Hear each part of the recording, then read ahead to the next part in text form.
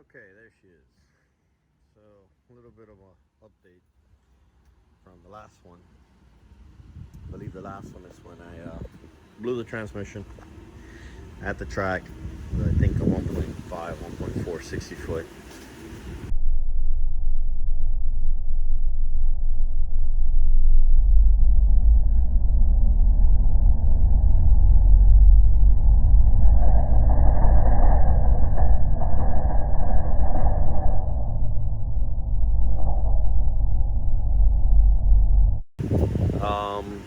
And I wasn't sure what to do.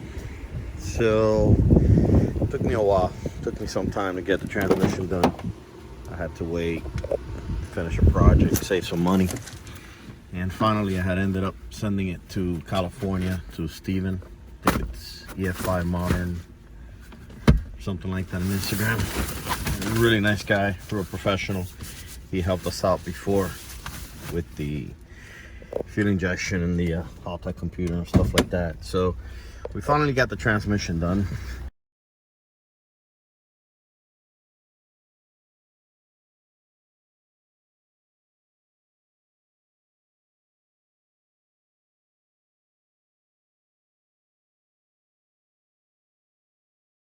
And it's running perfect.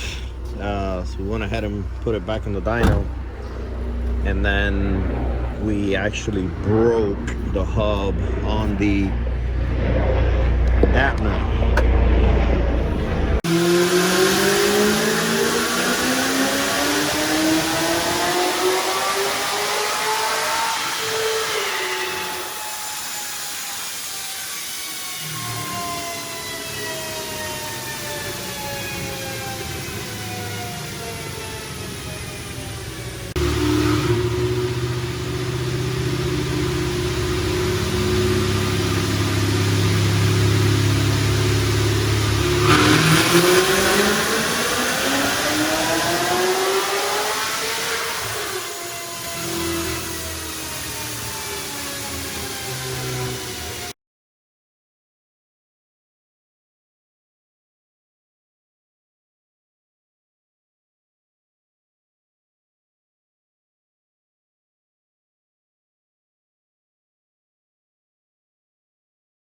So we went ahead and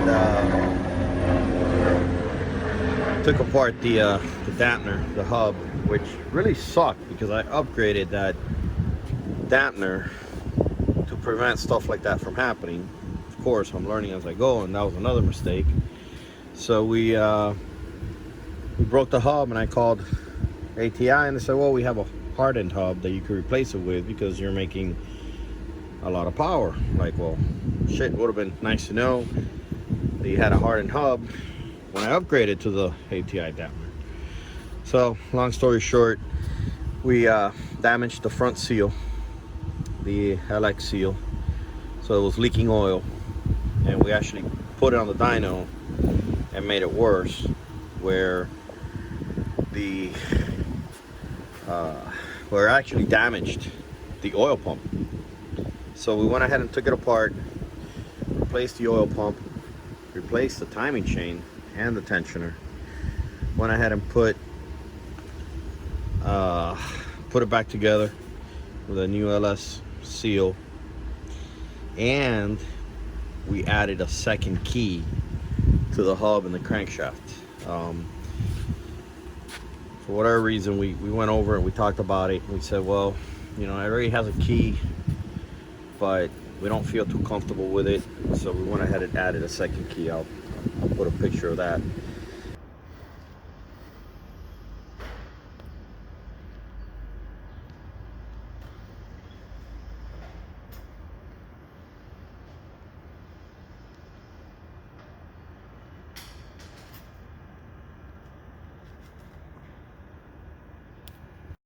And then, while everything was apart, we kept blowing this Procharger tensioner, which kind of sucks, but we keep taking it.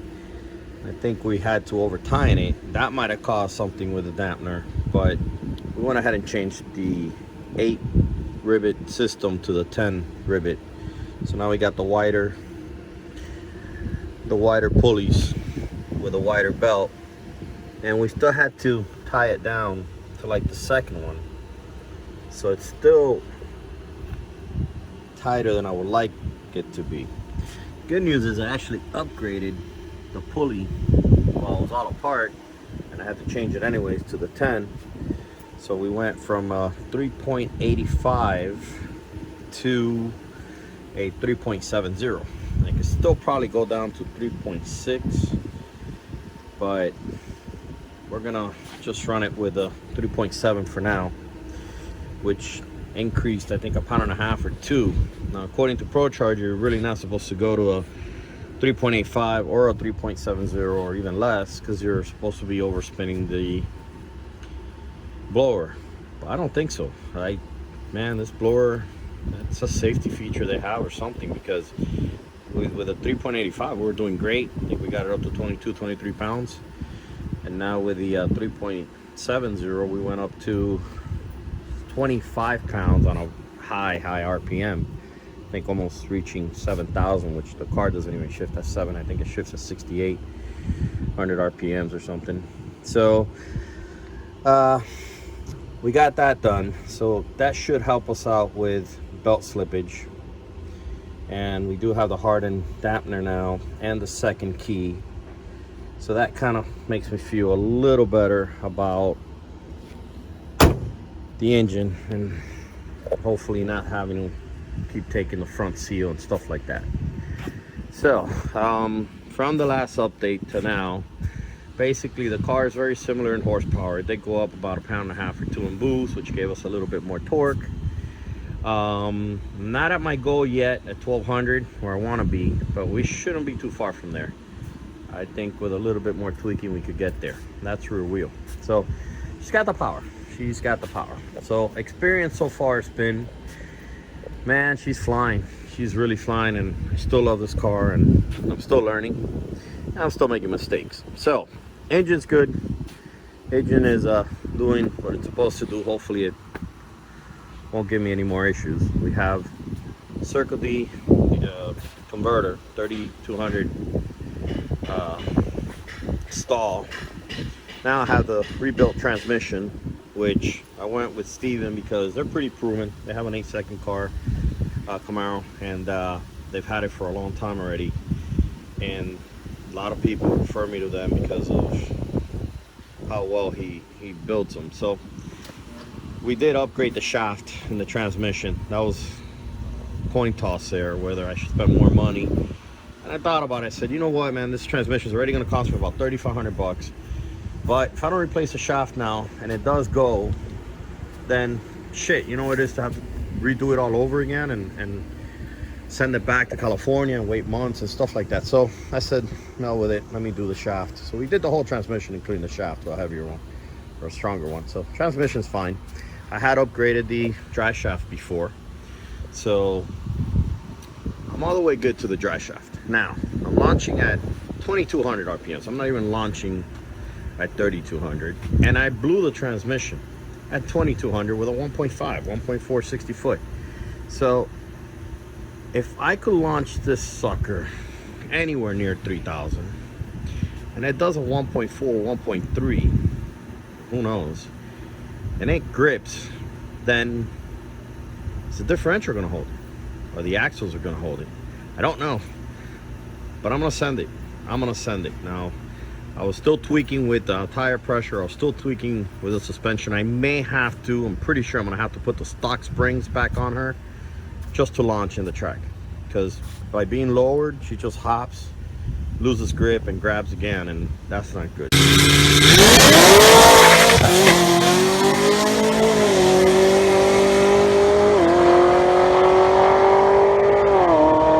So I may have to put the stock spring and bring her up about 1 inch just for the track for me to get that 1.3. And if I get there and I could launch that hard, is she gonna stay together?